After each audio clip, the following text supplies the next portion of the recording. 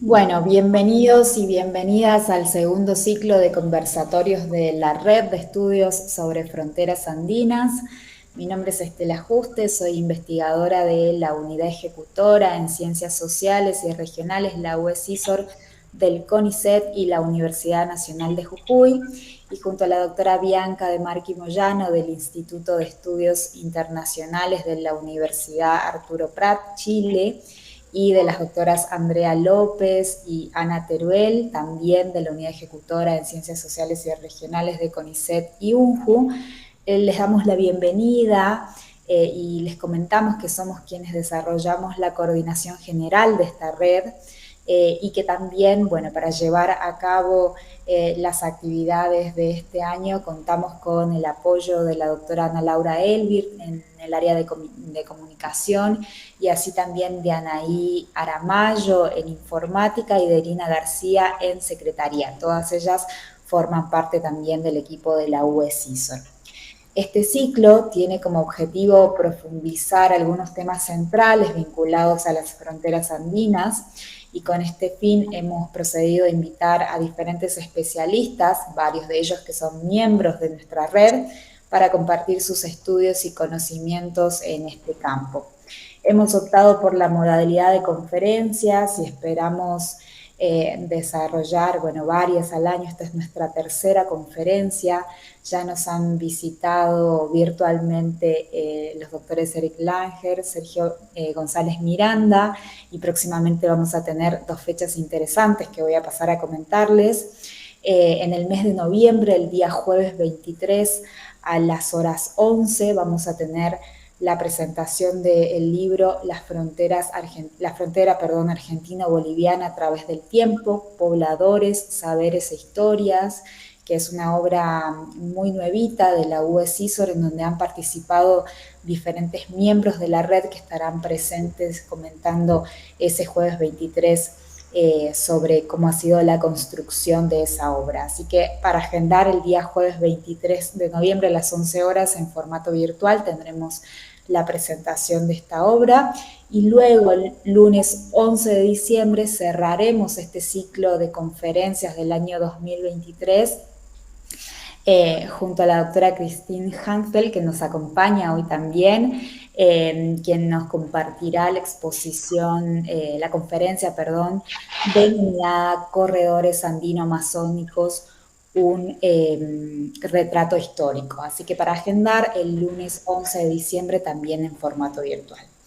Hoy iniciamos nuestra tercera conferencia del año a cargo de la doctora Pilar García Jordán, quien hoy impartirá la conferencia titulada Los Orientes en Perú y Bolivia entre 1821 y 1930, la frontera desde la historia comparada. Quien va a realizar la coordinación del día de hoy es la doctora Bianca de Marchi Moyano de la Universidad Arturo Prat, a quien le voy a ceder la palabra en estos momentos. Muchas gracias. Muchas gracias a ti, Estela, y buenos días a todas y a todos. Es un gusto para nuestra red contar con la conferencia que hoy día les presentamos de Pilar García Jordán. Pilar es catedrática emérita de Historia de América de la Universidad de Barcelona y directora del Taller de Estudios e Investigaciones Andino-Amazónicos. En sus líneas de trabajo vigentes encontramos la construcción del Estado-Nación en América Latina y en particular en Perú y Bolivia, la expansión de las fronteras internas y externas en los Estados-Nación, principalmente con las misiones católicas como instrumento prioritario. Tenemos también la articulación socioeconómica y la representación política de Guarayos en Bolivia desde 1938 hasta la década de 1980, enfatizando una mirada desde el poder local, y también trabaja la representación de territorios y poblaciones indígenas en las tierras bajas de Bolivia. Para mencionar algunas de sus publicaciones, tenemos que decir que son más de un centenar de trabajos entre artículos de revistas y capítulos de libros. Pilar García Jordán ha editado y coordinado como autora única y también con otros autores más de una veintena de obras colectivas. Igualmente ha publicado como autoría única algunas de estas obras que voy a mencionar. En 2020, La bolivianización de las tierras bajas, visiones, colonización y ciudadanía en Guarayos, 1825-1990. En 2019 ha publicado relatos del proyecto civilizatorio en Guarayos para la representación de guarayos y sirionos. En 2015, el Estado propone, los caray disponen y los guarayos devienen ciudadanos. El impacto de la secularización de Guarayos de 1939 a 1953. Para 2014 publica para una crónica de Guarayos. En 2011 tenemos para una historia de los sirionos. En 2009 unas fotografías para dar a conocer al mundo la civilización de la República Guaraya. En 2006 Soy libre y no indio, soy guarayo. Una historia de Guarayos 1790-1948. En 2001 publica Cruz y Arado, Fusiles y Discurso, la construcción de los orientes en el Perú y en Bolivia, 1820-1940. En 1991, Iglesia y Poder en el Perú, contemporáneo, 1821-1919. Y voy a mencionar finalmente Els Catòlics Catalans y la Segona República, 1931-1936. Estas son algunas de las obras que podemos destacar de Pilar. Sin embargo, tiene una profusa obra que todos los que la hemos leído la citamos con frecuencia. Es un honor para nosotros, Pilar, que usted pueda hoy día presentarnos esta conferencia, que, como le comentábamos antes, va a quedar registrada para que pueda usarse también como referencia para seguir su obra, esta que presento ahora, y toda la profusa obra que usted tiene publicada. Adelante, por favor, con su presentación, Pilar. Muchas gracias por la presentación y por la invitación a participar en esta red. En realidad, lo que les voy a plantear en esta sesión son las tesis que publiqué en uno de los libros que usted ha mencionado, en el 2001, Cruz y Arado, Fusiles y Discursos, en que básicamente eso, abordé en un proceso desde la historia comparada cuáles fueron las políticas de los gobiernos peruano y boliviano en relación a sus territorios orientales. En realidad espero que, bueno, es un periodo, es más de un siglo. Entonces, lo que les voy a plantear son algunas cuestiones fundamentales, ¿no?, en relación a este proyecto. Me gustaría, primero les muestro un mapa que es muy conocido, publicado, hecho en 1810, en que aparece lo que, bueno, aparece parte del Virreinato del Río de la Plata, o en todo caso el Virreinato del Río de la Plata, que era el conocido y controlado por las autoridades coloniales, y aparecen al norte, en verde y en amarillo, el Virreinato del Perú, ¿no? Lo que después era el Perú y lo que era la audiencia de Charcas, que los peruanos llamaban el Alto Perú, cosa que no les gusta nada, incluso en la actualidad. Este es el mapa que aparece en el afiche que ustedes que escogieron para difundir esta charla, y como ven es muy similar en las fronteras exteriores, ¿no?, a este mapa. Es de mediados del siglo XIX, y lo que me interesa que conserven estas dos imágenes en la retina, y entonces en el momento en que yo aborde este proyecto expansionista impulsado por los poderes centrales, con el mayor o menor apoyo de poderes locales y regionales en relación a la expansión de la frontera. Unas muy breves reflexiones sobre, bueno, cuando hablamos de fronteras, no solo planteo algunas cuestiones, ¿no?, que me permiten entrar en el tema. Claro, la frontera es un límite, ¿no?, y el desafío fundamental para el investigador es justamente focalizar este límite. Cuando nos enfrentamos a la frontera, claro, lo que nos interesa, entre otras cuestiones, es ver cuál es la acción de los diversos actores sociales, económicos, políticos, que intervienen en la construcción de esta frontera.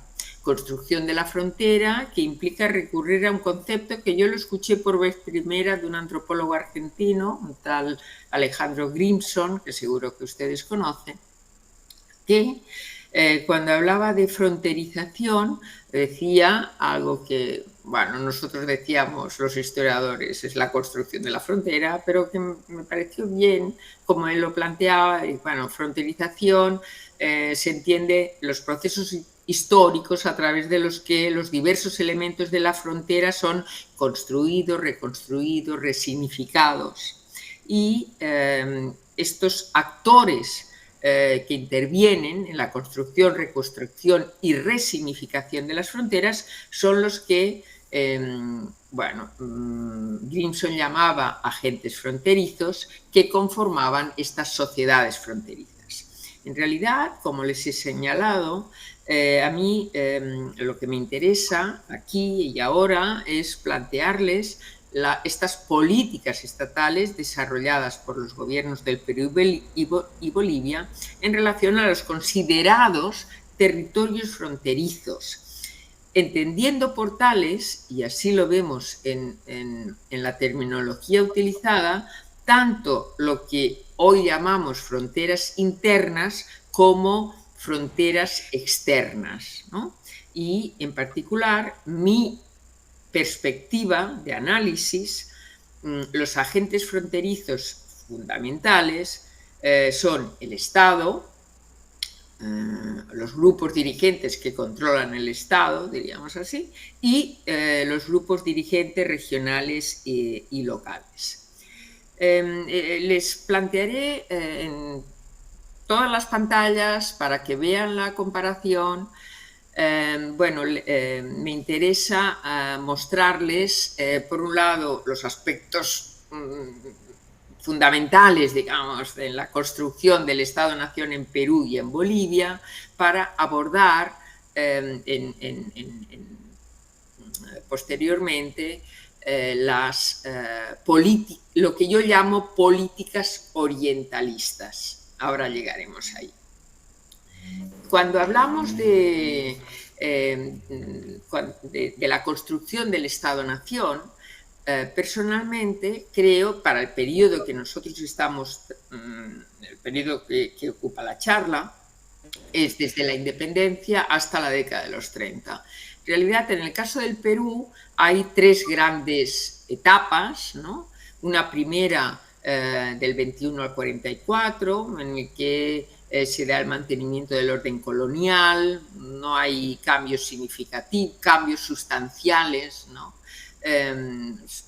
Surge lo que la historiografía tradicionalmente ha llamado el caudillismo. No me detendré en esta cuestión, que hoy en día se está cuestionando bastante. Y en el caso y ven que es 21 a 44. En el caso de Bolivia, si se dan cuenta, he puesto que esta etapa en que se da el caudillismo, hay un mantenimiento del orden colonial con algunos cambios, pero no cambios sustanciales, es bastante más amplia y se da desde la independencia, 1825, hasta 1880.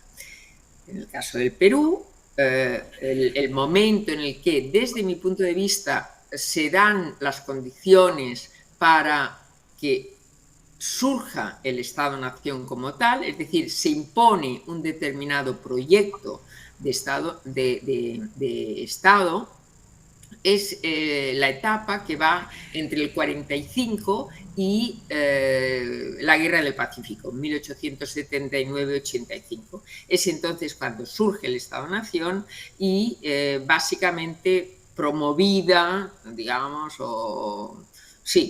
liderada por Ramón Castilla, un general, y es que trata, como veremos, de desarrollar lo que en la historiografía peruana se conoce como Pax Castillista, y es entonces cuando el Estado, el poder central, ya piensa en un plan para expansionar, para ampliar la frontera interna hacia la Amazonía. La tercera etapa, en el caso del Perú, es la que va desde el 85 hasta 1930, en el que veremos que después de un momento complicado, que es del 85 al 95, se desarrolla el Estado-Nación bajo una fórmula que se llamará la República Aristocrática o República de Notables, y que concluye en el año 19 y es sustituida por el llamado Oncenio de Leguía hasta el 30. En el caso de Bolivia, desde mi punto de vista, solo podemos hablar de surgimiento del Estado-Nación a partir de 1880, en la década de los 80 mejor, ¿no? Y que llega, este Estado surge, se desarrolla y entra en crisis en la década de los 30, crisis el colofón de la cual será la Guerra del Chaco, que los ejércitos bolivianos pierden. Entonces, en esta etapa, entre el 80 y el 32-35, es la oligarquía minera que accede al poder, primero bajo un régimen conservador, ¿no? Y que dura prácticamente 2 décadas. Después, a partir del 99, los liberales, todos pertenecen a la misma clase social, pero mientras que la oligarquía conservadora tiene sus raíces en Chuquisaca, en cambio la oligarquía liberal es más fuerte en La Paz. Y solo será al final de esta etapa de la oligarquía liberal en el 19 cuando una escisión de los liberales forman el Partido Republicano y acceden al poder, que perderán en la década a inicios de los 30. Bueno, entonces, como veremos en esta primera etapa, en el caso del Perú, que hemos dicho del 21 al 44, en realidad los aspectos fundamentales desde el punto de vista de, el territorio y la población del Perú. El Perú tiene una extensión aproximada de alrededor de 1.700.000 kilómetros cuadrados, ¿ya? Y una población de alrededor de 1,5 millones de habitantes, de los cuales 900.000 indígenas. El territorio que en el 21 y siguiendo las demarcaciones coloniales era de alrededor de 1.700.000, en la actualidad el Perú tiene alrededor de 1.300.000, no llega, ¿ya? Es decir, ha perdido aproximadamente 400.000 kilómetros cuadrados en territorios que teóricamente reivindicaba como propios. En el caso de Bolivia, la audiencia de Charcas, entonces, la audiencia de Charcas reivindicaba un territorio de alrededor de 2.340.000 kilómetros cuadrados. En la actualidad tiene 1.100.000, no llega, 1.098.000 kilómetros cuadrados. Es decir, ha perdido, entre comillas, más de la mitad del territorio, ¿ya? Con una población similar, que es también alrededor de 1,5 millones de habitantes, de los cuales indígenas son 800.000. Cuando hablamos de indígenas, son indígenas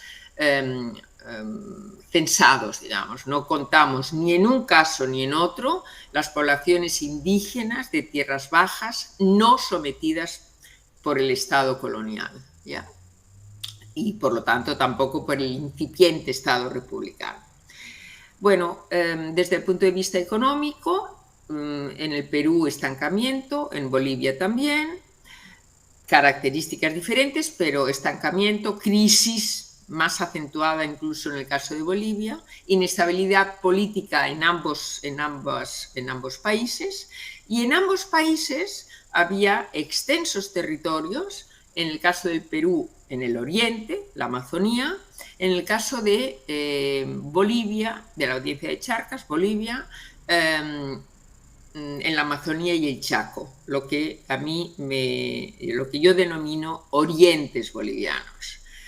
En estos territorios, en ambos casos, eran territorios escasamente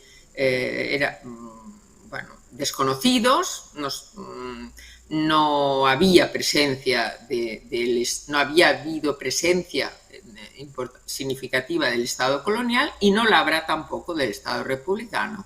Vías de comunicación prácticamente inexistentes, por lo tanto, eran territorios en la práctica desconocidos. En el caso del Perú, vemos qué hacen durante esta primera etapa que hemos dicho del 21 al 44 los diferentes gobiernos inestables que hay, porque en esta etapa caudillista, ¿qué hacen? Bueno, tratan de dar algunas medidas. Yo llamo, se da una progresiva visibilidad de las tierras bajas, en este caso de la Amazonía. Y esto en buena medida es como consecuencia de ¿qué? Bueno, pues en buena medida es como consecuencia de la movilización de actores fronterizos, es decir, de sectores propietarios en general, que especialmente en la selva central y en menor medida en la selva sur, intentan penetrar en la Amazonía y demandan de los gobiernos que tomen medidas. Y es así como, tan tempranamente como en el 32, el gobierno peruano aprueba el llamado Departamento de Amazonas. El departamento es una ley de carácter, claro, el departamento es una ley administrativa de demarcación del territorio, pero en realidad vemos que es una ley que va mucho más allá de esto, porque es una ley que protege la actividad misionera. ¿Para qué? Para reducir a la población indígena, y al mismo tiempo es una ley, repito, ley de demarcación del territorio, pero es una ley que también regula la colonización a través de la concesión de tierras. Mientras esto se está dando en Perú, en Bolivia, encontramos que se da también una cierta visibilidad, pero solo vemos esta movilización de actores fronterizos en las tierras bajas del Departamento de La Paz, donde se está desarrollando la extracción de la cascarilla, ¿ya? Pero el poder, digamos, los diferentes gobiernos caudillistas que se suceden en el poder, en realidad para ellos lo fundamental es pensar en la plata, en que se encuentra absolutamente en crisis como consecuencia de diferentes factores, y que la guerra, las guerras independentistas aún marcaron, ¿no? Hicieron más evidente esta crisis. Un segundito. Entonces, ay no, perdón. Vale. Entonces, si ven en esta pantalla les muestro, por un lado, la segunda etapa, ya en el caso del Perú, segunda etapa histórica, del 45 al 79-85. Mientras tanto, en Bolivia aparece una nueva fecha, que es la del 41. Yo antes les he puesto en la primera pantalla que les planteaba de la cronología histórica, les había puesto 1820-1880. Pero en realidad en esa etapa hay una inflexión significativa que se da en el 41, y que ahora vamos a ver. En el caso del Perú, que es cuando surge el Estado-Nación, liderado por este general, después, Ramón Castilla, accede al poder en el 45 con el apoyo de grupos socioeconómicos vinculados al guano. Teóricamente teórica y prácticamente asistimos desde el punto de vista político al fin del caudillismo, y la Constitución del 60 es la Constitución que regula el pacto entre los grupos dirigentes para implementar este Estado-Nación. En realidad a partir de entonces, a partir del 45, vemos que se desarrollan en el Perú una serie de procesos sociales y económicos internos que conocemos como reformas liberales, que permiten la superación progresiva del antiguo régimen. En el caso del Perú, las medidas fundamentales son la abolición de la esclavitud, son la desamortización de tierras y regulación de la mano de obra, y la mal llamada, desde mi punto de vista, colonización de áreas vacías, que en el caso del Perú es la Amazonía. Y este proceso empieza el 45 y concluye a fines de la década de los 60. ¿Ya? Mientras tanto, en Bolivia continúa el caudillismo y surge un personaje que políticamente tiene un proyecto, creo, bastante claro de Estado-Nación. Por cierto, ahora se acaba de leer una tesis que dirigí en Barcelona de Paul Collas, en que analiza el papel del proyecto político de este personaje que accede al poder en el 41, José Vallivian, tildado por la historiografía como un caudillo más, pero en realidad tiene un proyecto claro que después, por razones que después diré en algún momento, no se consolida. Es en esta etapa en que se da una lenta recuperación de la economía en torno a la plata, y es como consecuencia de esta lenta recuperación de la economía que se dan los primeros intentos de los terratenientes por acceder a tierras de las comunidades indígenas en tierras altas, es decir, por las reformas liberales que se dan en la década de los 60 y que se ven frenadas como consecuencia de la movilización de estas poblaciones, de las poblaciones indígenas de tierras altas. Si este es el contexto político, social y económico, ¿qué política desarrollan estos gobiernos en relación al oriente, a la Amazonía del Chaco? En el caso del Perú, lo que vemos es que se da, en este contexto que les acabo de señalar, una progresiva expansión del Estado hacia el oriente, con la colaboración de la Iglesia Católica y el apoyo de grupos locales y regionales, inicialmente del Selva Central y de las regiones fronterizas de la Selva Central y Selva Sur, y hacia el final, hacia allá en la década de los fines de los 60 y inicios de los 70, del norte, de la Selva Norte.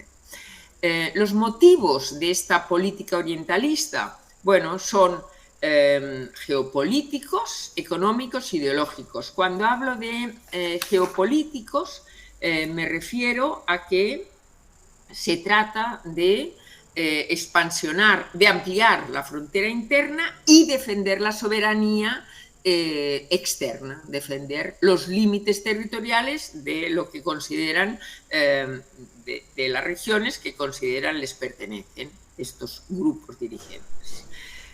Motivos económicos, explotación de los recursos. Un proyecto liberal en términos económicos busca recursos, y en la Amazonía hay importantes, presenta importantes recursos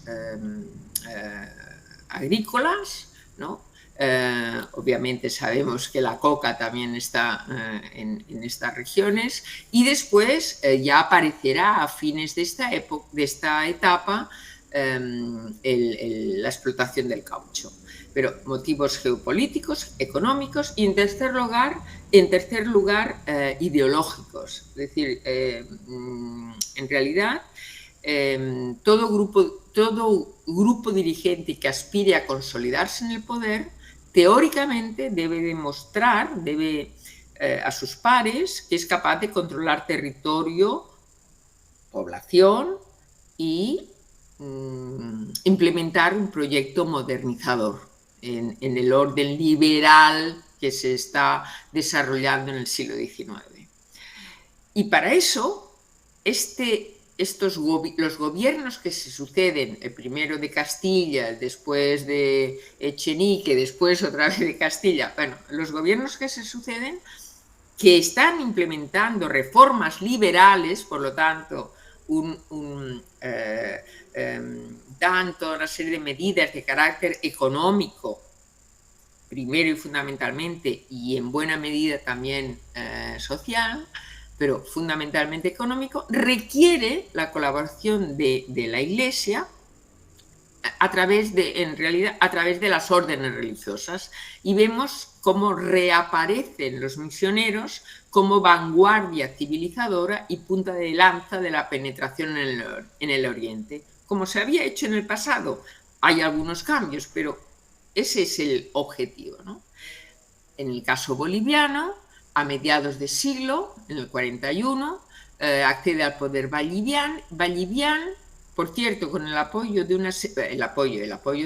un grupo, bueno, una facción militar muy importante, de un grupo liberal muy significativo y un pequeño grupito de argentinos exiliados que hay en Bolivia, y pretende implementar, es el primero que tiene un plan integral, para el conocimiento, ocupación y control del territorio y la población de las tierras bajas, es decir, tanto el norte amazónico como el Chaco. Y los motivos son similares, de carácter económico, de carácter geopolítico y de carácter ideológico. ¿Cuáles son los instrumentos que utilizan unos y otros? En el caso del Perú, los instrumentos que se utilizan para desarrollar esta política orientalista es la Ley de Protección de las Misiones del Ucayali. Y ustedes dirán, ¿cómo? Como les acabo de señalar, un gobierno que implementa unas reformas liberales, ¿cómo es que da una ley de protección a las misiones del Ucayali? Ucayali está en la selva, bueno, es uno de los tributarios, algunos dicen fuente del Amazonas, no entro en el tema ahora, pero se origina como estos ríos tributarios en las vertientes orientales, ¿no? Y esta ley de protección a las misiones tiene un carácter netamente colonizador. Esta ley cuenta con el apoyo de los sectores propietarios a los que antes me he referido, que lo que quieren es desarrollar un frente económico. Y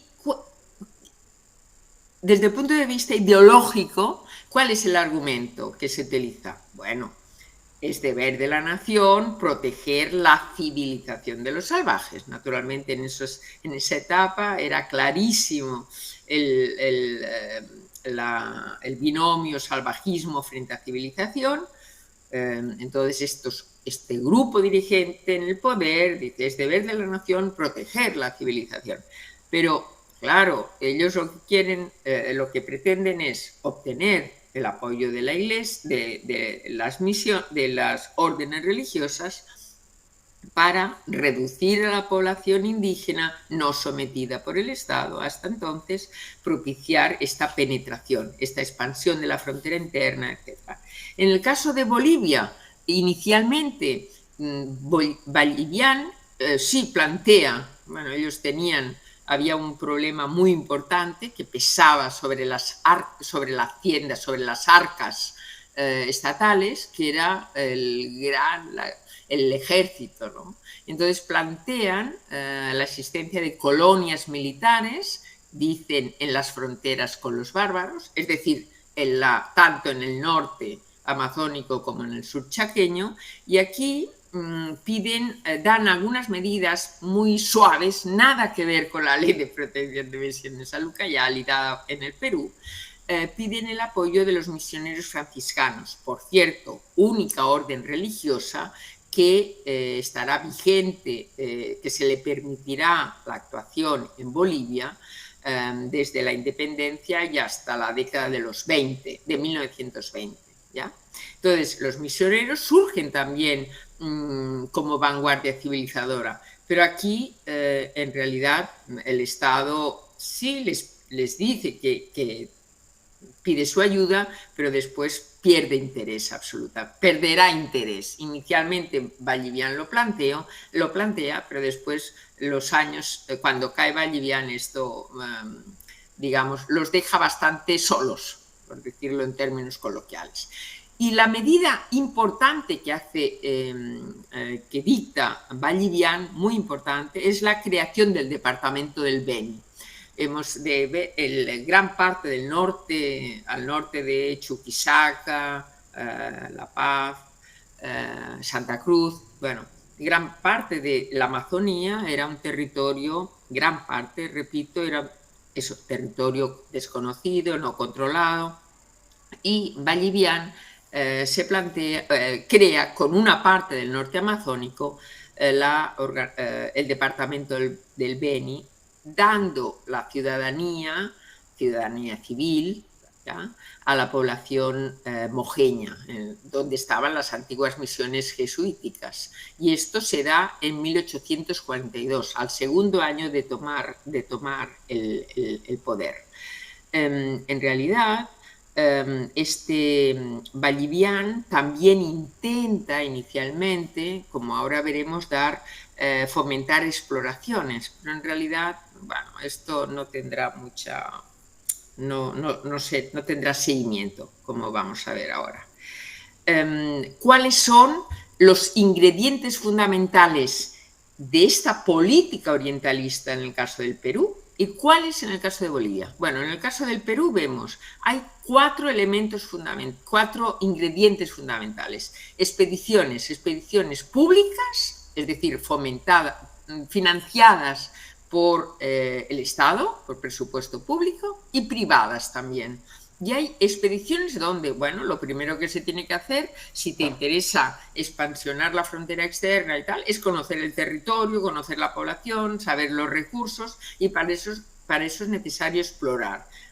Y hay numerosas expediciones públicas y privadas, con nacional, y también que participan algunos agentes extranjeros, y es realmente bien significativo. Segundo ingrediente, bueno, infraestructura. Si son territorios en los que no hay vías de comunicación, ¿qué significa infraestructura? Bueno, en el caso del Perú, lo que se plantea es que los ríos que permiten el acceso al Amazonas tienen que tener puertos de embarque para poder explotar los recursos, para poder comercializar los recursos que se explotan en la región. Para eso hace falta disponer de puertos fluviales comprar o construir barcazas que permitan, por lo tanto, infraestructura. Tercer ingrediente muy importante, colonización del territorio. Y cuando hablamos de colonización del territorio, estamos hablando de una colonización que será, en el caso del Perú, es una colonización fundamentalmente dirigida desde el Estado, concediendo contratos con empresarios foráneos para la llegada de extranjeros. Prioritariamente se requiere que lleguen anglosajones. Después no les tocará otro remedio que aceptar a otros, desde su punto de vista, como serán los que vendrán del sur del Mediterráneo, del sur de Europa. ¿Ya? Colonización del territorio. Y finalmente, cuarto ingrediente, también significativo, en el caso del Perú, es a lo largo de esta etapa se da la redemarcación político-administrativa de la zona. Normalmente, cuando vemos que un territorio se demarca, ¿no?, se organiza administrativamente, puede ser o bien impulsado por el Estado, que pretende hacerse visible allí y controlar territorio y población, pero también puede ser una demanda de los actores locales, regionales, que quieren tener presencia en los órganos del Estado, ¿no?, en el Congreso, etc. Entonces, vemos que en esta etapa surgen 3 nuevas demarcaciones significativas en la Amazonía peruana: el Loreto, en el noreste, Huánuco, en el centro, y el departamento de Apurímac, en el centro-sur. ¿Qué hace Bolivia en esta etapa? Bueno, prácticamente lo que hace son expediciones, también públicas o privadas, similar al anterior, dedica muchos menos recursos a estas expediciones, pero se dotará financiación básicamente porque el interés es expediciones que vayan, lo que buscan es la conexión con el Atlántico. Entonces hay expediciones que, por un lado, se dirigirán a la cuenca del Plata, ¿no?, y por otro lado al Amazonas, por el norte, al sureste y al Amazonas. Estas básicamente son las expediciones que se desarrollan contando en general con agentes extranjeros, franceses prioritariamente, y también algunos nacionales, ¿ya? Y desde el punto de vista del territorio vemos que la única redemarcación significativa administrativa que se da, importante, es en la década de los 70 la llamada provincia del Gran Chaco, que tendrá poca significación, la verdad. Aquí me interesa pasarles este mapa. Este es en el caso de la izquierda, el mapa se publica en 1865, y en el caso de la derecha es el mapa 1859. Estos dos son los primeros mapas nacionales, es decir, los primeros mapas ideados. El primero fue proyectado por Ramón Castilla, bajo el gobierno de Ramón Castilla, aunque al final se publicó en 1865. En el caso de Bolivia se proyectó con Vallivian, ¿no? ¿Y por qué son interesantes estos mapas? Porque en realidad traducen o representan el imaginario territorial que tenían los grupos dirigentes en ese momento. En el caso del Perú, de mediados de los 50, en el caso de Bolivia, bueno, también en la década de los 50. Pero si se dan cuenta, en el caso del Perú está mucho más delimitado el territorio.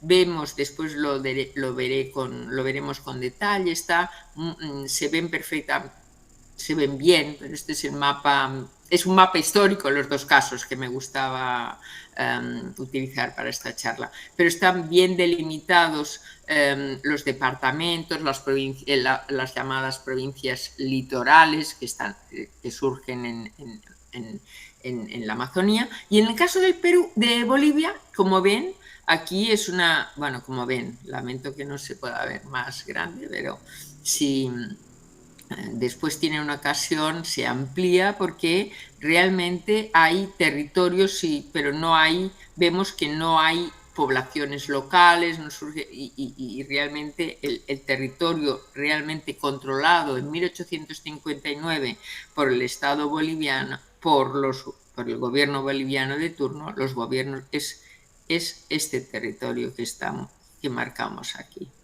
como ven, gran parte del territorio nos ha sido.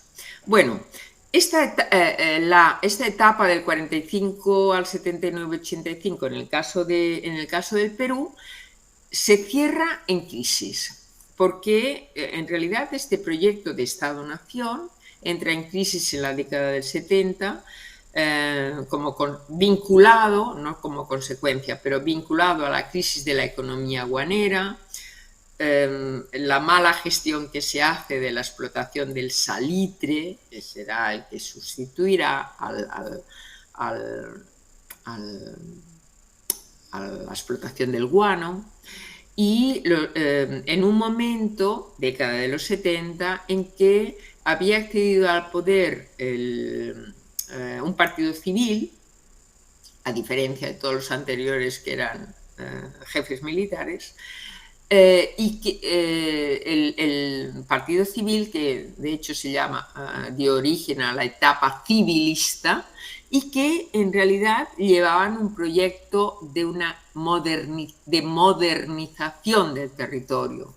Se habían endeudado muchísimo, ¿no?, para construir el ferrocarril.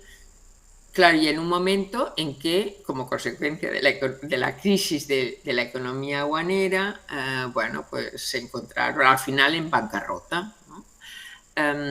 Esta crisis de la economía guanera y política desarrollada en relación al salitre, política económica desarrollada en relación al salitre, acabó provocando, no me detengo ahora en la cuestión, la llamada Guerra del Pacífico, o Segunda Guerra del Pacífico, algunos dicen, entre el 79 y el 83, aunque los acuerdos finales se firmaron en el 85.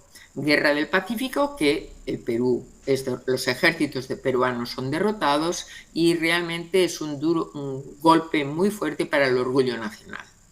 Al final, ¿cuál es el balance de la política orientalista? Bueno, pues pude comprobar que se dio al final de esta etapa, constatamos la expansión de la frontera agrícola en el centro y sur amazónico, y en toda la región se da la explotación quina, cascarilla y el inicio de la explotación cauchera, es decir, frontera agrícola por un lado y frontera extractiva en torno a la quina o cascarilla y el inicio de la explotación cauchera. En el caso de Bolivia, ¿qué pasa? Bueno, cae Vallivian en el 47 porque pierde el apoyo del ejército y del grupo liberal que lo apoya, y bueno, se suceden diferentes gobiernos, y en realidad lo que se constata es el desinterés de los poderes públicos, que llegan incluso a la cesión al Brasil de alrededor de 250.000 kilómetros cuadrados, a cambio teóricamente cedido a cambio de la obtención de Brasil de la libre navegabilidad del Amazonas, que tanto Ecuador como Perú como Bolivia tenían que firmar si querían llegar al Atlántico a través del Amazonas. Pero repito, cesión de alrededor de 250.000 kilómetros cuadrados.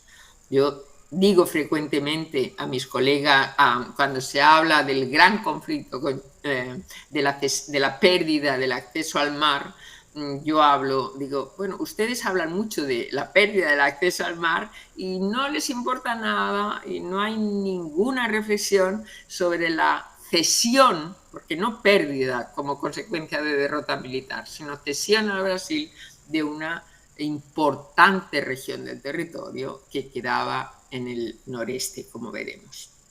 Bueno, por lo tanto, realmente Guerra del Pacífico, se da también, obviamente, la Guerra del Pacífico, que Perú y Bolivia se enfrentan a Chile, o Chile se enfrenta a Perú y Bolivia, derrota de Bolivia, pérdida de la salida al mar y escasísimos avances en la frontera amazónica y chaqueña. Hacia el sur se dan avances en Tarija, ¿no?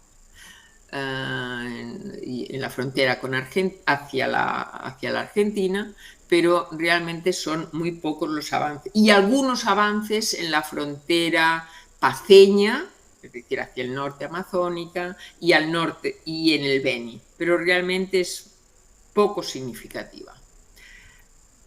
Última etapa. Bueno, aspectos generales, ¿no? Después hablamos de la política orientalista.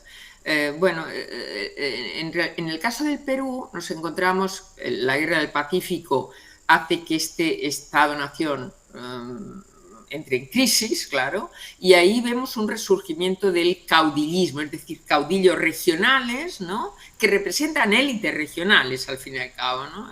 A mí no me gusta hablar de resurgimiento del caudillismo, aunque una parte de la historiografía lo dice así. Yo digo, bueno, están las élites regionales que pugnan por tener presencia, por controlar, por tener acceso al poder central, ¿no? Y paralelamente a estos conflictos que se dan, especialmente entre la Sierra Central fundamentalmente, Costa, Lima fundamentalmente, y al sur Arequipa, ¿ya? Pero vemos que se da una lenta recuperación económica del país en torno a producciones agrícolas, mineras, textiles, tal, y vemos que se da un progresivo acuerdo entre los grupos dirigentes para organizar el Estado-Nación, para reorganizar el Estado-Nación. Y aquí el primer presidente será Nicolás de Piérola, en el 95, representante del sur del país, pero lo que pretenden es desarrollar el proyecto que ha entrado en crisis antes, ¿no?, en la década de los 70, surgiendo así lo que en la historiografía peruana se denomina república aristocrática o república de notables, ¿no? Veremos que se da el crecimiento económico en torno a la producción y exportación de cobre, lanas, azúcar, caucho. Los grupos dirigentes básicamente son grandes comerciantes y terratenientes. Aquí el proyecto básicamente es un proyecto de carácter positivista, que se busca la modernización y el progreso, y la Amazonía es la región cuya nacionalización, cuya peruanización, si ustedes quieren, debería permitir la regeneración del Perú. En el caso de Bolivia es cuando, desde mi punto de vista, es cuando podemos decir que triunfa un determinado proyecto de Estado-nación, que es el dirigido por las élites mineras o por la oligarquía minera. En la década del 80 vemos que se produce el acceso al poder de las élites mineras de Chuquisaca, que en el 99 serán sustituidas por las paceñas. Se aprueba la reforma constitucional del 80, que es reforma constitucional a la Constitución que se había aprobado en el 78 y que es muy importante porque es el pacto entre los grupos dirigentes en torno al proyecto modernizador. No hay cambios desde el punto de vista económico, el proyecto es el mismo o muy similar, digamos, ¿no? Lo que se busca es introducir una serie de reformas que permitan obtener beneficios en agricultura, minería, etc. Vemos, es una etapa en la que vemos gran crecimiento de la minería, sabemos que la plata será sustituida por el estaño, crecimiento de la minería que tiene efectos multiplicadores en la economía, porque hay bueno, aumenta la demanda crece la demanda de alimentos y vemos qué es lo que se da, lo que, bueno, me gusta llamar el asalto a las tierras de las comunidades indígenas en tierras altas, obviamente.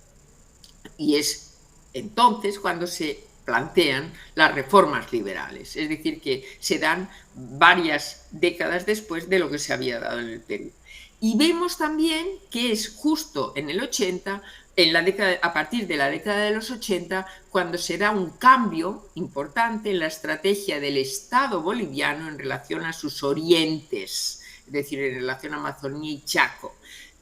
¿Por qué? Porque en los orientes considera que se considera desde el punto de vista ideológico, que permitirán la regeneración del país. Por lo tanto, es necesario bolivianizar estos territorios, controlar territorio, controlar la población. Y aquí vemos cuáles son, qué tipo de política orientalista desarrollan.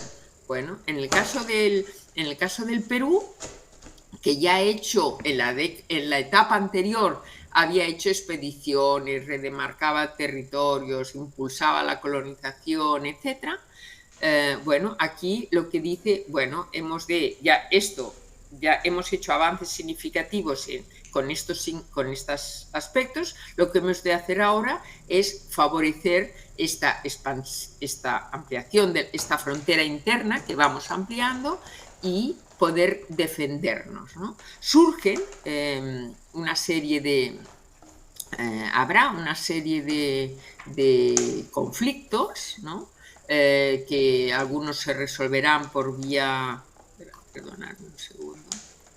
Algunos se resolverán por vía diplomática y otros por vía militar, como vamos a ver, pero lo que vemos es que esta nacionalización de la región amazónica, el Estado central tiene el apoyo, y no solo el apoyo, sino incluso intereses directos, ¿no? Económicos y no solo, tiene el apoyo de los grupos dirigentes locales y regionales, ¿no? Tienen también el apoyo de la Iglesia Católica, y aquí la Iglesia Católica peruana elabora un discurso modernizador en torno a la religión católica como elemento esencial de la nacionalidad peruana. Y vemos surgir, hay toda una serie surgen en la prensa, hay folletos en que hablan de eso, del mito del dorado, es decir, vemos reactivar ese mito, ¿no? La Amazonía como espacio de regeneración que permitirá,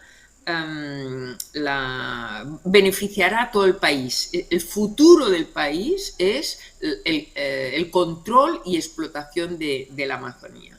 En el caso de Bolivia, esta bolivianización, esta nacionalización, se traduce en la expansión en una serie en una política que lo que pretende es desarrollar ampliar la frontera interna, básicamente en el noroeste, es decir, hacia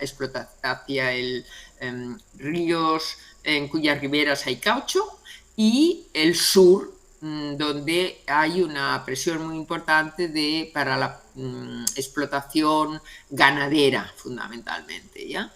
Y aquí vemos que en el caso de Bolivia vemos que se movilizan las élites locales y regionales en defensa de sus intereses, sea en el nor-noroeste, sea en el nor-noroeste o en el sur, pero no tienen, excepto en algunas cuestiones, no tienen el apoyo de los grupos dirigentes capitalinos. Y aquí sí, tendrá el apoyo de la Iglesia Católica y vemos una revitalización de las misiones. ¿Y cuáles son los ingredientes de esta política orientalista? En el caso del Perú, la cuestión fundamental, porque ya se ha hecho la anterior, ya se han implementado las otras, la infraestructura, la colonización, etc., las exploraciones, la colonización, la redemarcación del territorio, lo que se hace es un impulso importante a las vías de comunicación, que se habían intentado antes también, básicamente con ríos, con acceso a los principales ríos tributarios del Amazonas, y aquí vemos que se pretenden abrir y mantener las vías terrestres y fluviales que permitan la comunicación costa-sierra-selva. Y aquí hay el gran proyecto, es el que pretende unir el Pacífico con el Atlántico a través, desde Lima, penetrando en la selva central, que se conoce como la Vía Central. En el caso de Bolivia, bueno, lo que hacen a fines de la década de los 70 e inicios de los 80 es se da gran importancia a las expediciones también, iniciativa gubernamental y privada. Respecto a las vías de comunicación, hay muchos proyectos, muchísimos, pero muy pocas actuaciones, porque ¿cuál es la vía de comunicación fundamental priorizada por los gobiernos bolivianos? La vía, el ferrocarril, que permite la salida al Pacífico de la producción minera. Y de hecho vemos que la vía lo que se construye es la vía Oruro-Antofagasta, vía Uyuni, que en el 1917 había llegado a casi 1.700 kilómetros. Aquí ven un mapa en el que este es un mapa histórico, este es un mapa construido por mí. En la izquierda ven que desde Lima, aquí está Lima, desde el norte, ¿ya? Se pretende, estos son vía terrestre para llegar hasta el Marañón, ¿ya? Aquí vía central, esta es donde hay, este es un mapa general, ¿vale? Y esto desde el sur, desde Pisco y aquí, y también hacia el sur, y aquí hay una serie de caminos que el detalle no permite. En el caso de Bolivia, bueno, pues aquí lo que ven en esto es un mapa de 1898 y aparecen las principales vías de comunicación, en el cual ya vemos 1898, digo, vemos el ferrocarril, ¿ya? Y después están, bueno, pues como ven aquí, están en Mojos, bueno, en el Beni, esto es Rurrenabaque, Trinidad, ¿vale? Y acceso a Brasil, pero aquí no llega, esto es un camino carretero, 18 es Santa Cruz, ¿eh? Esto acceso hacia 19 hacia el Puerto Suárez, ¿ya? Pero como ven, está todo concentrado, las vías de comunicación principales, ¿no? Están concentrados en tierras altas todas, ¿ya? Bueno, hemos dicho que en el caso, la política orientalista, vías de comunicación en el caso de del Perú, y la colonización. La colonización se le da mucha importancia, había llegado colonos, pero en realidad menos de los que se esperaban, y aquí encontramos, se dan muchas disposiciones en relación a la colonización, que es dirigida o espontánea, protagonizada por individuos y sociedades, ¿no? Es una inmigración blanca y anglosajona, pero continúa siendo bastante reducida, ¿no? Y básicamente la que llega es la inmigración del sur de Europa, ¿ya? Y una medida muy importante en relación a la colonización es la ley de terrenos, la llamada ley de terrenos de montaña. En realidad es una que se da en el 98 y que se regula en el 99. En realidad es una ley que regula la compra de tierras y que propicia el gran desarrollo de la expansión interna en la región amazónica. En el caso de Bolivia, la colonización se vincula también a la inmigración. También vemos, como en el caso del Perú, dirigida o espontánea, protagonizada por individuos y sociedades, también inmigración blanca de carácter de origen anglosajón y latina. En realidad, inmigración blanca será fundamentalmente básicamente son alemanes, ¿ya? Pero pocos, y que se asientan en Santa Cruz fundamentalmente, y después llegan latinos, pero la inmigración es sustancialmente mucha menor inmigración que la que llega al Perú. Y aquí, en el caso del Bolivia, la ley más significativa, como hemos visto en el caso anterior, que permite la expansión de la frontera interna con resultados desiguales. En todo caso, la ley se aprueba en el 86, se regula en el 90 y aquí permite la concesión de tierras en forma gratuita, venta o subasta a empresas nacionales o extranjeras. Cuando se habla de empresas nacionales o extranjeras, en realidad en este caso se está hablando de empresas caucheras. No alberguemos otras ilusiones. A misiones religiosas, explícitamente se reconoce el papel de las misiones como instrumento colonizador, cosa que no se había hecho hasta entonces en el caso de Bolivia, y también concesión de tierras en forma gratuita, venta o subasta a población nacional, es decir, a bolivianos. Finalmente, ingredientes de esta política orientalista, en el caso del Perú vemos que se redemarcan territorios en la Amazonía y aquí surgen dos nuevos departamentos en el centro y en el sur de la selva peruana, de la región amazónica peruana, y hay diferentes conflictos territoriales con Colombia, con Brasil, con Bolivia, obviamente con Chile, pero esto no nos afecta no afecta a la Amazonía. Conflictos que son resueltos por vía armada o vía diplomática.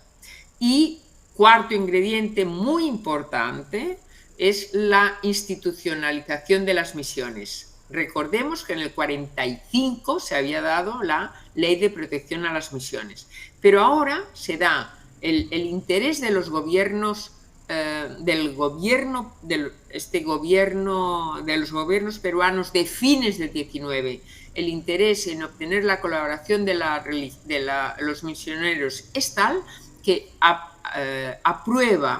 llega a una serie de acuerdos con la Santa Sede, por la cual se establece 3 prefecturas, es decir, equivalente a obispados, para entendernos, 3 prefecturas apostólicas que se concede a agustinos en el norte amazónico, franciscanos en la selva central y dominicos en la selva sur. En realidad los misioneros se transforman en funcionarios del Estado, ¿ya?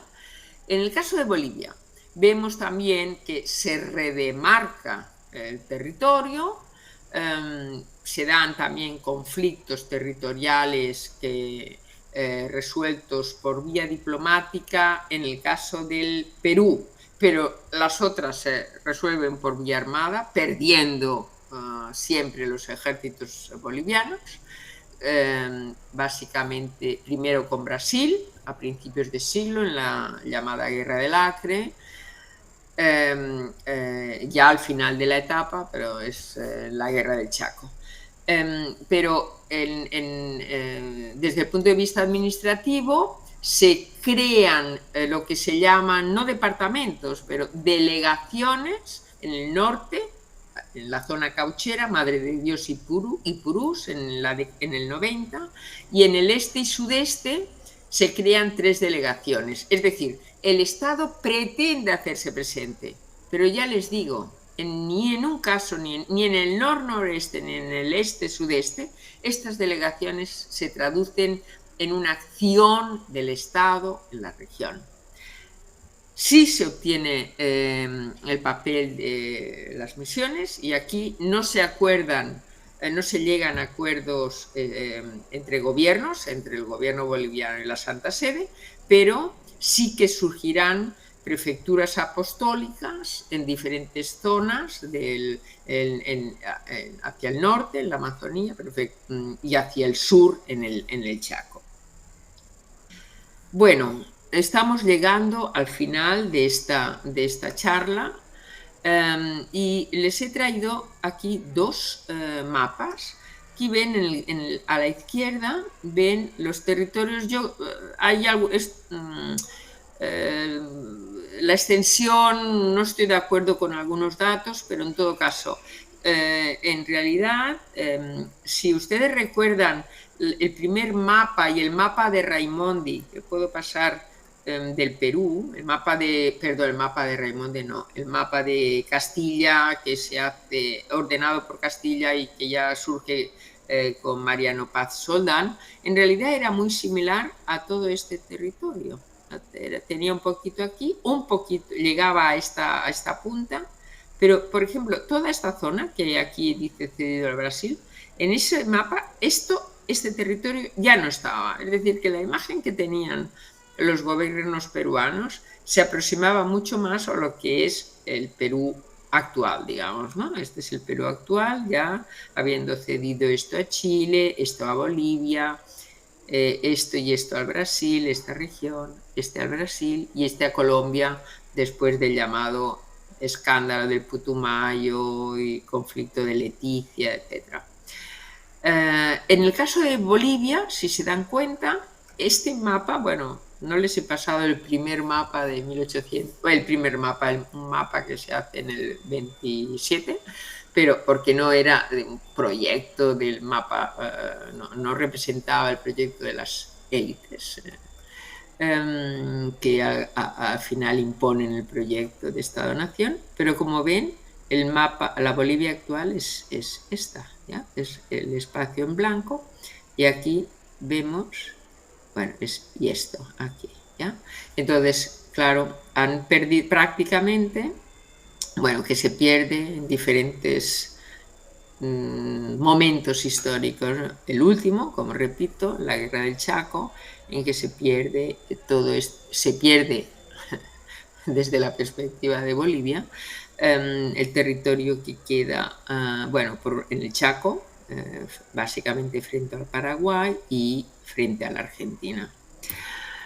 Al final, bueno, la tesis que yo planteé en la publicación del 2001 y que en forma lo más sintética que he podido les he planteado, creo que mientras el Perú, la política orientalista de los gobiernos peruanos tuvo éxito en líneas generales, y tuvo éxito porque logró expansionar la frontera interna, expansión de la frontera interna que permitió la articulación de espacios regionales incorporados al Estado a partir de diferentes fronteras económicas de carácter agrario o ganadero, y por otro lado también permitió consolidar, ¿no?,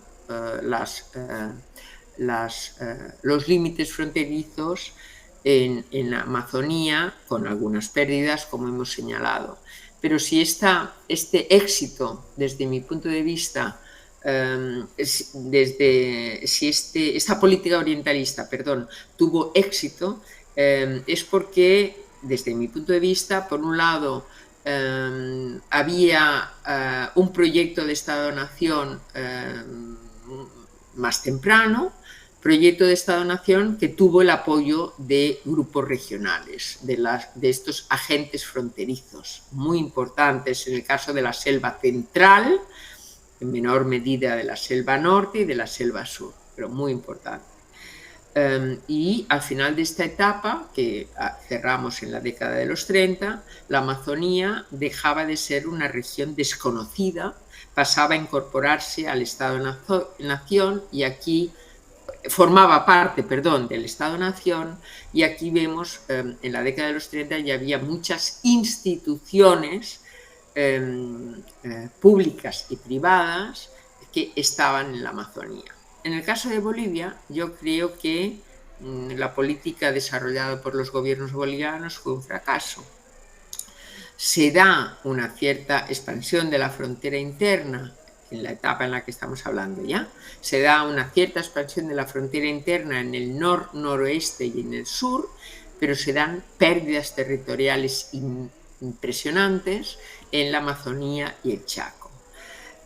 ¿Por qué del fracaso? Bueno, porque yo creo que la política gubernamental se centraba en tierras altas y lo que interesó fundamental y prioritariamente a los grupos dirigentes que controlaban el Estado boliviano, que yo continúo diciendo incluso hoy que es un Estado andinocéntrico, es la minería. Y la Amazonía podía ser importante en determinados momentos, pero en realidad ahí vemos los actores fronterizos van a la suya, digamos, y no tienen, en el caso de que lo pidieran y en diferentes momentos históricos demandan del Estado apoyo, no lo tienen. Y por lo tanto, yo en algunos momentos he dicho, la política gubernamental, esta política fue un fracaso porque había incapacidad política. Sí, incapacidad, pero en realidad incapacidad porque en líneas generales y en gran parte de esta etapa que hemos planteado había una ausencia de voluntad política de hacerse presente en esas regiones, ¿no?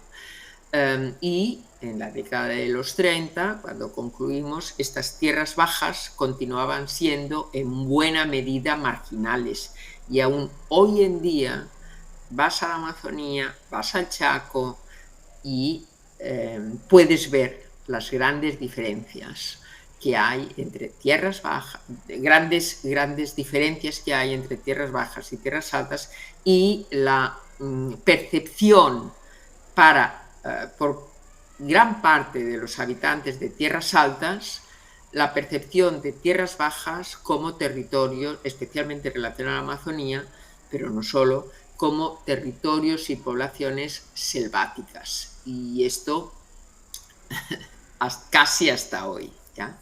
Yo creo que esto, exacto, ya he acabado. Sí, muchísimas gracias. Ahora lamento que me he excedido quizá un poquito en la exposición, pero he intentado hacerlo lo más sintético posible. Muchísimas gracias a usted, estimada Pilar, ha sido maravillosa la exposición. Yo soy re contenta, tengo muchas preguntas, pero también voy a pedir por favor a las personas del público que están interesadas en hacerle algunas preguntas, algunos comentarios, que por favor puedan levantar la mano. Yo voy a ir dándoles el nombre, voy a ir nombrándolos en orden. Si no existiera todavía preguntas, yo sí que me animo a hacer una. Yo tengo muchas preguntas, les digo Pilar, yo soy muy fan de su trabajo, entonces tengo como varias. Entonces, una primera cosa que me gustaría más, si quieren, en términos metodológicos, es hacerle una pregunta respecto al ejercicio comparativo que nos plantea, a las posibilidades explicativas y a los límites explicativos que tienen en términos de metodología de investigación y de producción de conocimiento. Entonces, lo que yo quisiera es preguntarle un poco por ese desafío al momento de hacer la tesis, y ahora que la revisita como 20 años después, ¿cómo ve qué producción tiene respecto a otros ejercicios de investigación que son más enfocados en estudio de caso o en espacios más circunscritos, periodos más pequeños, por favor. No sé si alguien tiene alguna pregunta más para que vayamos acumulando preguntas. Si pudiesen levantar la mano, si no, Pilar, si quiere comentar un poco lo que le estaba consultando. Ya. Bueno, en realidad cuando voy a hacer un poquito de... tengo que remontarme al pasado. Es decir, para mí toda la investigación nunca surge... una investigación surge de la anterior, ¿ya? Entonces, mi primer trabajo sobre el Perú me interesó... yo empecé trabajando sobre... después de publicar mi tesis doctoral sobre Cataluña, no tiene nada que ver, me interesó el Perú, ¿ya? Y entonces me interesó ver, por razones que no vienen al caso, el papel de la Iglesia como estructura de poder en el Perú. Y ahí me encontré con esta cosa extraña que les he señalado hoy, que a mediados del siglo XIX, cuando el gobierno peruano estaba enfrentando las reformas liberales, aprobaba una ley de protección a las misiones que, no, era una contradicción. Y fue allí cuando yo descubrí la Amazonía, ¿ya? Estoy hablando de la década, estoy hablando de inicios de los 90, cuando la Amazonía solo interesaba a los antropólogos, medioambientalistas. Había algunos antropólogos que habían hecho incursiones en la historia, digamos, ¿no? Y entonces ahí descubrí la Amazonía y digo, tengo que ver las políticas. No entiendo esta contradicción. Y entonces fue a partir de ahí que me planteé abordar este proceso, ¿ya? Entonces, digo, claro, pero aquí debería verlo, me interesaba la comparación, digo, bueno, Perú, ok, muy bien, pero esto se da en otros países. Y tengo que confesar que primero me planteé incorporar también a Ecuador, Ecuador, Perú, Bolivia, ¿ya? Porque me parecía que tenían una serie de elementos comunes, pero ya me pareció demasiado, ¿no? Demasiado porque trabajar sobre un nuevo país no es solo acceder a los archivos del país, es tratar de entender, yo diría, lo que yo llamo cultura general del país, es decir, meterte qué significa un país, el otro. Y Ecuador, tengo que confesar también que los archivos ecuatorianos que yo consulté no habían hecho trabajos previos, entonces, y ahí me decanté por Bolivia. Y claro, ahí me permitió ver, claro, estas políticas estatales, ¿no? Y ver lo que yo considero que fue éxito de unos y fracaso de otros, ¿ya? Claro, yo después ahí me pareció fundamental el instrumento fundamental que utilizaron estos gobiernos, conservadores o liberales que fueran, pero el proyecto orientalista que tenían, vi que el ingrediente fundamental eran las misiones católicas, ¿ya? Y inicialmente me planteé trabajar obviamente tenía que ver con la misma orden religiosa, porque si no la comparación no podía ser, desde mi punto de vista. Y entonces ahí me planteé los franciscanos que estaban en Selva Central, pero eran momentos muy complicados, y entonces ahí, bueno, y no podía acceder a los archivos. Los responsables del archivo, no puede ser, Pilar, no puedes venir. Entonces ahí es cuando, porque habían tenido mucho éxito las misiones de Ocopa, a diferencia de los agustinos en el norte y los dominicos en el sur. Y en Bolivia las más exitosas eran las de Guarayos. Y entonces ahí surgió, digo, no, como no puedo hacer la comparación con Perú-Bolivia, entonces ahí me centro en Guarayos. Y fue ahí como entré a Guarayos. Pero la perspectiva, de la misma forma que a mí me interesa el largo plazo, porque es el que permite ver las dinámicas que se dan, ¿no? Y las diferentes coyunturas, claro, también me interesaba ver el papel que habían tenido esas misiones en este proyecto expansionista o de ampliación de la frontera por el Estado, ¿no? No sé si he respondido a la pregunta, pero no me quiero Sí, enrollar. sí, muchísimas gracias. Yo creo que hay varias pistas ahí. Por favor, Cristina, adelante con su pregunta. Hola Pilar, después de tanto tiempo, qué gusto me da. Hola Bianca, hola mi querida gente de la Red de Fronteras, Nancy Egan, entre otras. Eh, Mientras hablabas, Pilar, una cosa que se me fue cruzando por la cabeza es la injerencia británica en la formación de los Estados-nación, ¿no? Porque hay una serie de convenios, hay convenios de navegación de los ríos, ¿no? Desde la cascarilla hasta el caucho, ¿no? Para no hablar de la injerencia norteamericana. Entonces, además del endeudamiento de los gobiernos, ¿no? Tanto boliviano como peruano y demás, ¿no? Entonces, ¿hasta qué punto la injerencia británica, más allá de los asentamientos que tú mencionaste, anglosajones, las migraciones, ¿no? Tuvieron un rol muy importante, ¿no? En la construcción de los espacios territoriales andinos en general. No sé cuáles serán tus reflexiones a partir de esa enorme riqueza de documentación que nos has demostrado. Muchas gracias, además, Pilar. ¿Sí? No, gracias, Cristina. Me alegro mucho de verte así después de un tiempo. Sí, en el caso del Perú fue clarísimo la injerencia británica, ¿no? De hecho, la Guerra del Pacífico, a ver, no lo digo yo, quienes han trabajado sobre la Guerra del Pacífico ven la importancia el importante papel que tuvieron los tenedores de bonos ingleses en Chile y en el Perú. Y de hecho hay la crisis, la bancarrota del Estado peruano y por lo tanto la crisis del Estado-nación del Perú, claro, a partir de ahí los británicos obtuvieron el ferrocarril, que había sido un proyecto impulsado desde los 70, se hicieron con la explotación del ferrocarril, ¿no? En la sierra y obtuvieron importantes concesiones territoriales de explotación territoriales en la selva central del Perú, ¿no? En el Perú fue muy importante la injerencia británica, muy importante, en forma de capital, ¿ya? En el caso de Bolivia, la verdad es que no. Bolivia, a ver, fue mucho menor.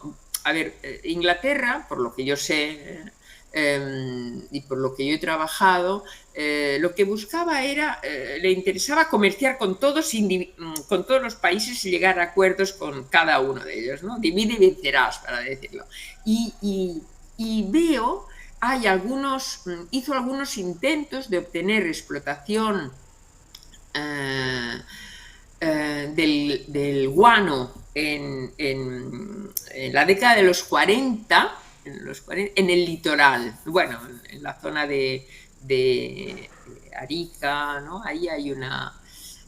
después, la presencia, sí, hay presencia de los informes de los cónsules británicos ahí, sí que hablan naturalmente del interés que tienen, las vinculaciones que habían, por ejemplo, cuando vino el estaño, ¿no? Y ahí fue muy importante. Pero yo creo que, a lo mejor me equivoco, pero desde mi punto de vista, creo que la influencia de Inglaterra fue mucho más importante en el caso del Perú que en el caso de Bolivia, ¿ya?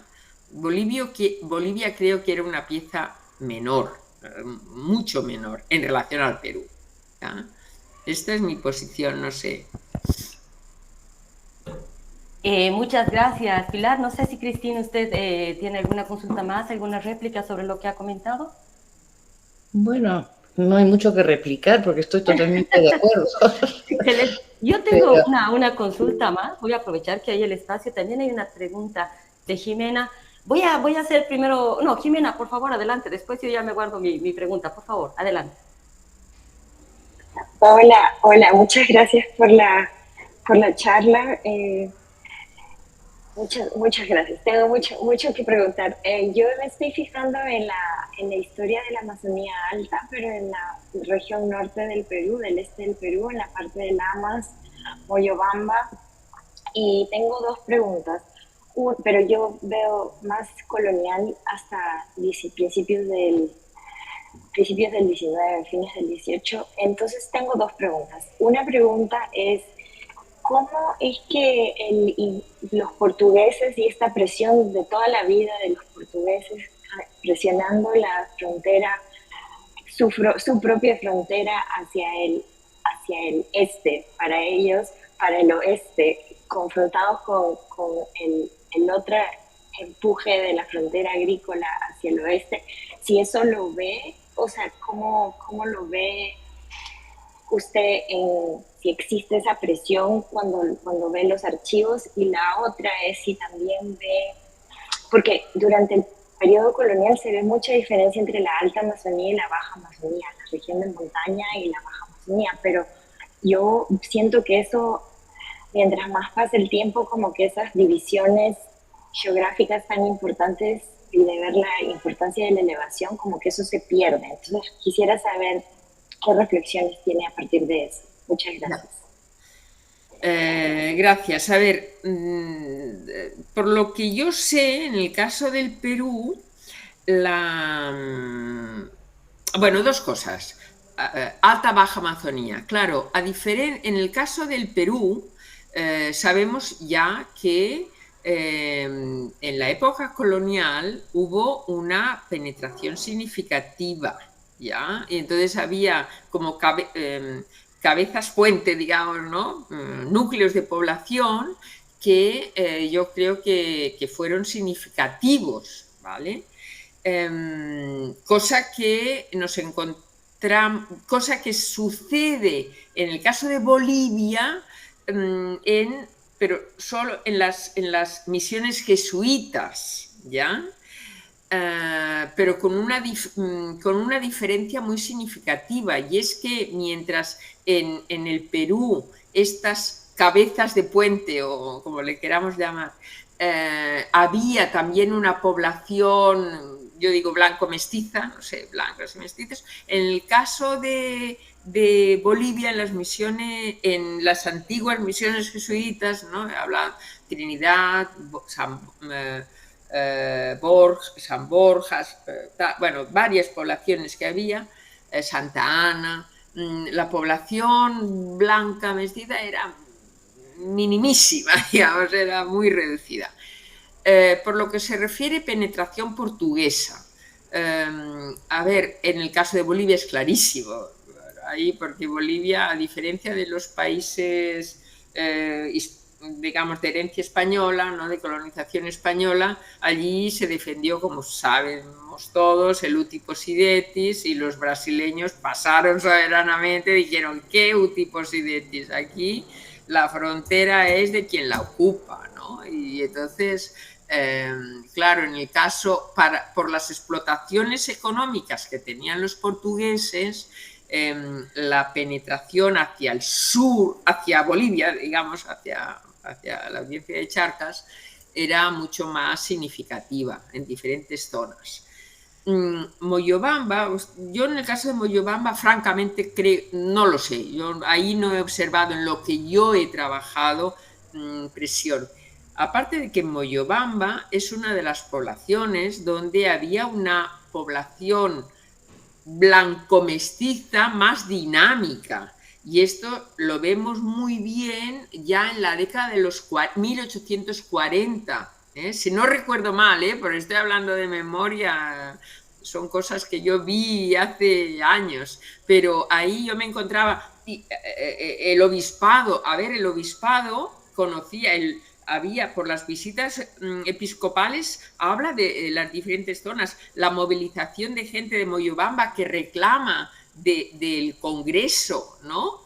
Una serie de disposiciones. Estoy hablando un poco así, no puedo precisar ya, pero me acuerdo que, a diferencia de otras zonas fronterizas con la Amazonía, Moyobamba era una zona muy importante, con un grupo, con élites locales, digamos así, bien significativas, ¿no? Y que se movilizaban, ¿ya? Pero no sé, no puedo decirle nada más de lo que le he dicho. Muchas gracias. Muchísimas gracias por la pregunta, Jimena.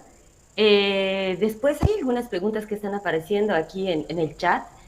Dice, después de tu última visita a la región de Guarayos, ¿cómo ves el Estado boliviano y su política colonial en la forma, en la toma de estas tierras?